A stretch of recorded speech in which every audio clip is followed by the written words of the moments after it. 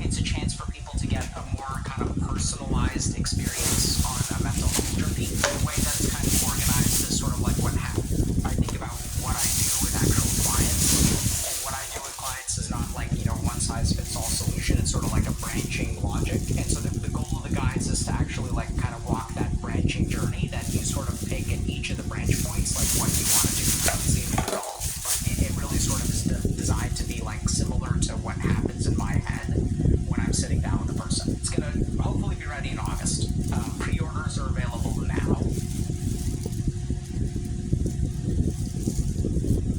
Okay, so today we are going to talk a little bit about why men struggle in relationships. And this is a really important topic, sitting down with a person. It's going to hopefully be ready in August. Pre-orders are available now.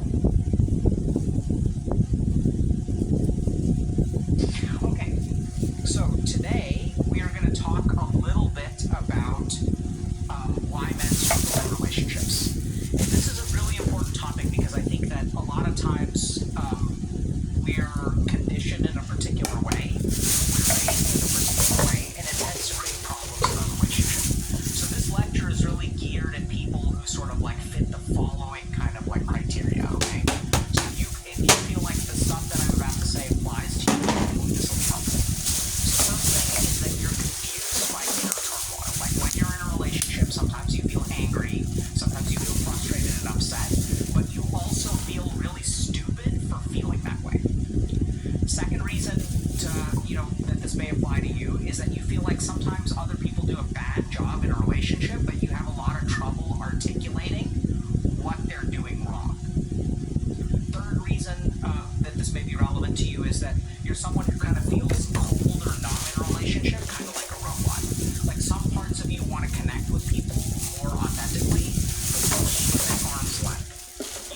You tend to become really uncomfortable when people get too close, but you also don't want them to leave. So it's sort of like you get stuck in this kind of like limbo zone where you want to be closer to people, but you kind of push them away if they get too close. And at the same time, like you don't want to really leave or you don't want them to leave. I don't like this flavor. Frustrated with it all, that there's But parang limited like, edition lang. out of this and just be done with it all. So this is something that I've seen more commonly in men. It can certainly happen in women as well. But we're going to talk a little bit more specifically about men because some of the things that I think, some of the way that we're conditioned and raised as men makes us more vulnerable to some of these things. Now the next thing to kind of think about is that I'm gonna save need this. someone who's like this. So if you're in a relationship with someone, here are some of the signs that it looks like from a partner's perspective. First and foremost is mixed signals, okay? This is where like someone will say to you, like your partner will say to you, I'm fine, nothing is wrong, when like clearly something is wrong. Sometimes your partner will get moody without a clear explanation. And when you ask them like what's wrong, they either don't tell you or they're not even able to tell you. Like it's clear that they're upset about something, but when you're like, what's wrong? You're like, nothing's wrong. And in good cases, usually we see this pattern where like people will be moody for like a week and they'll kind of like naturally come out of it and they'll be back to their normal selves. In more severe or kind of like negative situations, what actually happens is that people will like hold on to and harbor resentment. Sige, squish ko to. Sort of lingers in a On video. relationship and can really start to create toxicity. Sometimes partners can get very confused when like your partner gets mad at you for seemingly like benign or trivial things. And the last thing is I like once this again, fork. your partner kind of keeps you at arm's length. So like they're kind of sending you mixed signals that they want to be closer, maybe they want to be more intimate, want to be more authentic, want to be connected. But anytime you try to get close to them or you start to get close to them, they push you away. So this is kind of like, it's been my observation that men sometimes struggle in relationships due to these things. And so what we're going to try to do, this can certainly happen to women as well, or non-binary people. But at the end of the day, I see the pattern more commonly in men.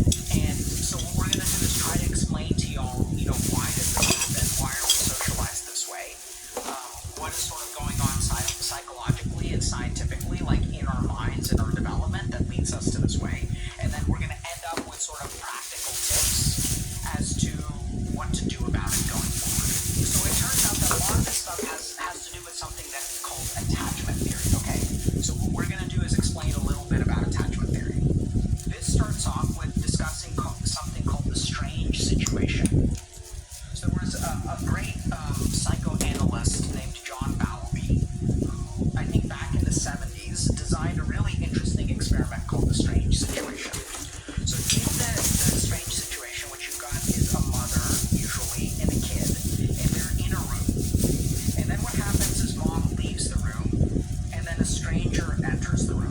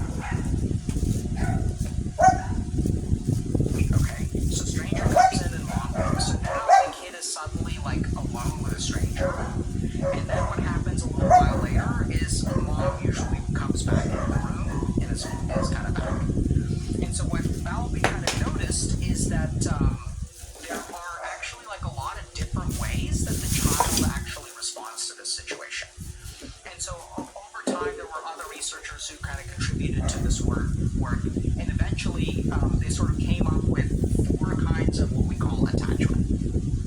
So the first kind of attachment is something called secure attachment. So what happens in this case is the parent leaves the room, and in secure attachment, the child may start to cry when the stranger enters, so they'll cry. But when mom comes back, they are easily comforted.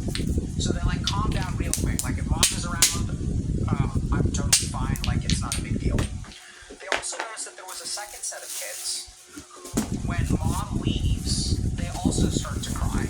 But when mom comes back, they seem to be like really, really like torn. So they start to get like kind of clingy, but then also like are sort of like not quite as clingy as another set of kids. They tend to like get a little bit frustrated, get a little bit angry, tend to be like kind of like confused, like they want to go to mom for affection, but they sort of like feel torn and they seem kind of like stuck. They kind of send mixed signals. Okay. And then the third type is the anxious avoidant attachment. And these kids, it's really interesting. So like when mom leaves, they start to become anxious. They may start to cry. But when mom comes back, they actually like don't go to mom for comfort. And instead what they do is they sort of like become kind of like independent. And they'll sort of like, they won't go to mom for comfort even though they're kind of upset, and they'll sort of like remain independent. They'll move somewhat close to mom, so they'll like move like a little bit closer, but they won't actually go to mom for like comfort or security. And then the last category of people, so like they sort of remain independent, and the last category of people have insecure attachment, which is they freak out when mom leaves the room, and even when mom returns, they're feeling soulful. So they'll start to cry when mom leaves, and even when mom comes back, like they'll still continue to cry. And what we're going to focus on is actually these 2. Okay, so this is like what we're going to talk about today. So the anxious ambivalent attachment style and the anxious avoidant attachment style. And essentially what Bowlby discovered is that these kinds of responses actually have a lot to do with the way that we're raised, or that was his theory anyway. He sort of realized that when caregivers give us inconsistent responses to our need for affection, we end up as anxious ambivalent. So what that sort of means is if I like hurt my leg and I get a boo-boo and I go to mom, how does mom respond to me? So for the people with secure attachment, every time I get hurt, mom is there and it's comforting. For insecure attachment, it gets a little bit complicated, but generally speaking, we can say that mom is not very comforting, our parents aren't very comforting. For the anxious ambivalent attachment style, what we see is inconsistent caregiving. This is going to be somewhat true of avoidant as well.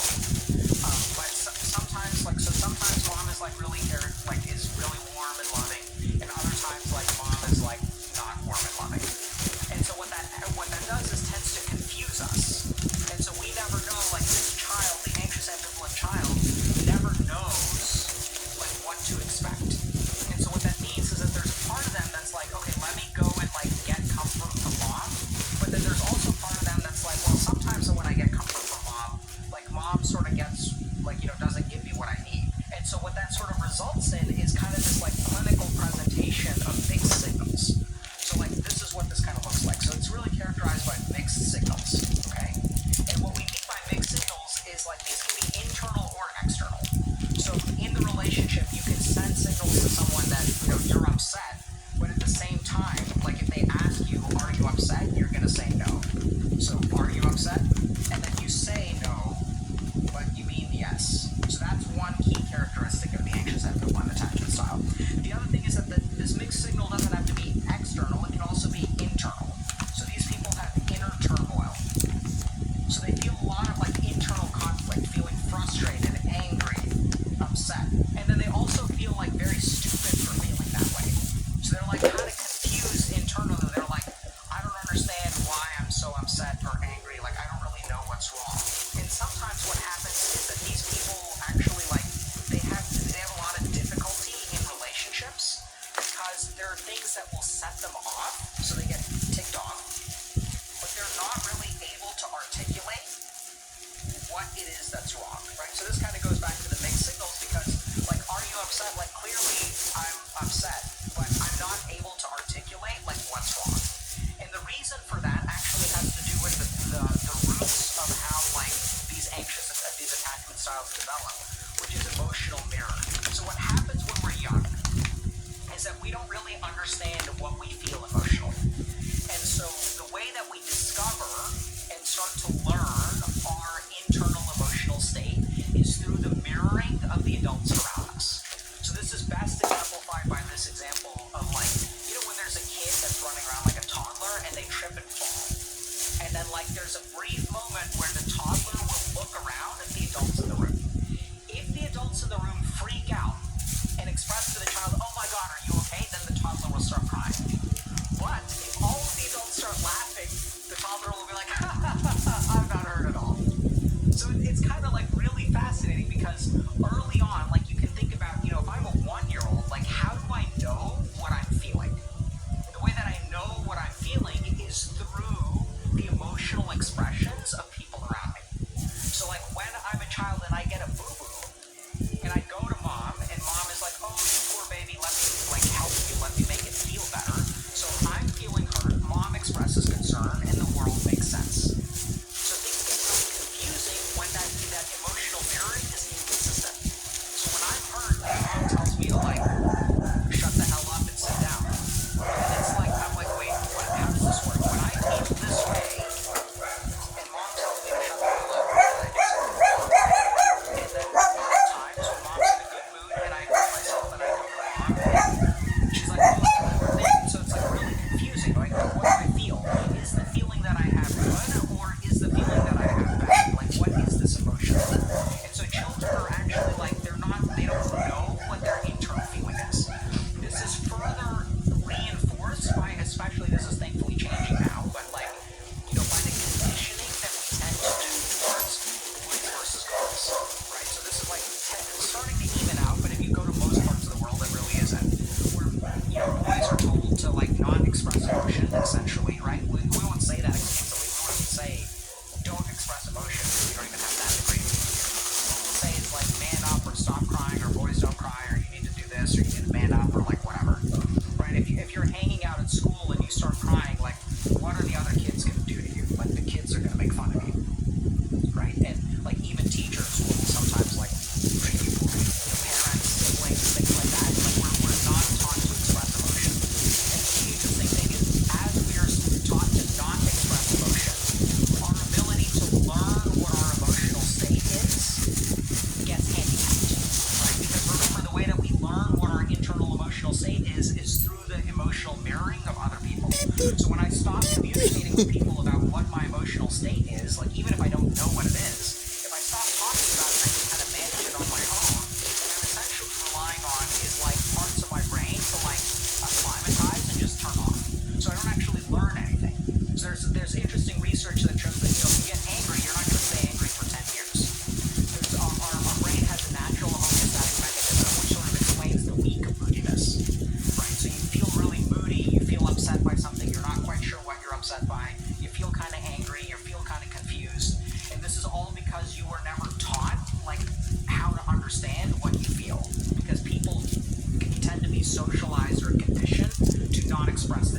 things and like not communicate with other people. This gets further compounded by the fact that like if you think about, you know, dads, like your dad, let's say you're 20 years old now and your dad became a dad in 2001. And so then like you think about your dad's upbringing, right? So like your dad may have been born like in 1970. And so what was his emotional understanding and how does he pass on that emotional understanding onto you, right? Because like how is your dad going to teach you if he never learned like how to be in touch with his emotions? So we see like definitely a conditioning effect, a socializing effect that leads to ignorance of your internal emotional state, probably through a lack of mirroring as well as like social conditioning that leads us to be confused about what our internal emotional state is.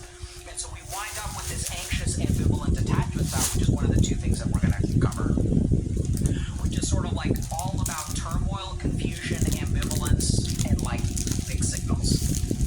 This can make relationships really, really difficult because like there can be something that upsets you, but then you can't articulate to the person like what they did wrong. And the reason that you can't articulate may be because of some amount of emotional vulnerability, some amount of self-judgment. So this is really common where people like they feel stupid telling this person, yeah, like you know, did this, like you didn't call me like on Thursday and like that really hurt my feelings. Like we're just not taught how to say things like that. Because when we're actually taught, like you have this voice in your head that's like, you shouldn't feel that way. Like what difference does it make? Like you should be able to handle it if your girlfriend doesn't call you on a Thursday, like even if it's kind of an important day to you. Like you should grow the fuck up, man. Like, come on. Right? So like that's that anxious ambivalent attachment style kind of like coming through, right? And so as that kind of shame and as that self-judgment arises, it makes it difficult for you to communicate and then causes problems in the relationship because then your girlfriend is kind of like, I don't know what I did wrong. Did I do something wrong? You're like, no, I'm fine. I'm fine. And then you just kind of like wait a week and then you start to feel a little bit better and then you kind of forget about it. So a couple of other interesting things. So people with an anxious ambivalent attachment style also have a couple of interesting behavioral correlations. We're not going to go too much into that, but it's really interesting because these people have low self-esteem, which sort of makes sense. They also have a low amount of intrinsic motivation, which is really fascinating. So for a lot of people who feel like, oh, I'm lazy, I'm undisciplined, there are actually studies that show that low intrinsic motivation is associated with a particular kind of attachment style. And sometimes people may understand this because, like, you know, there are the people who are just like good at life that are not like us. Like they're emotionally in touch with themselves, they're like confident, they're brave, and they go out and they work hard and they do their resume on time and they study for their tests and they apply like for things at the right time. Like, you know, there are those people